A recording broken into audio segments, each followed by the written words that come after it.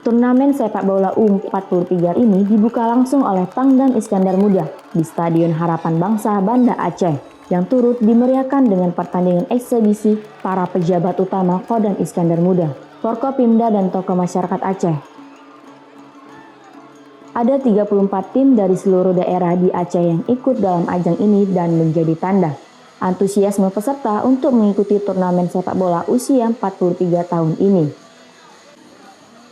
Kata Pangdam Iskandar Muda, Majen TNI Joko Hadi Susilo, turnamen sepak bola U43 ini adalah dalam rangka memeriahkan HUT Kemerdekaan Republik Indonesia ke-81, sekaligus ajang menjalin silaturahmi, mempererat silaturahmi dan membangkitkan semangat masyarakat melalui olahraga populer ini. Apalagi seluruh peserta datang dari seluruh Aceh.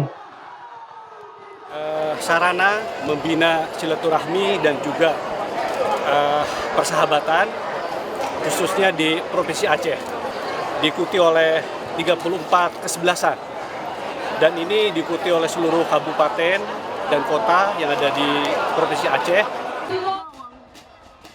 Pangdam berharap seluruh tim yang bertanding dapat menjunjung tinggi sportivitas karena sejatinya sepak bola dapat mempersatukan seluruh elemen masyarakat agar tetap bersatu dan saling menghormati. Mustajab, Kompas TV, Banda Aceh.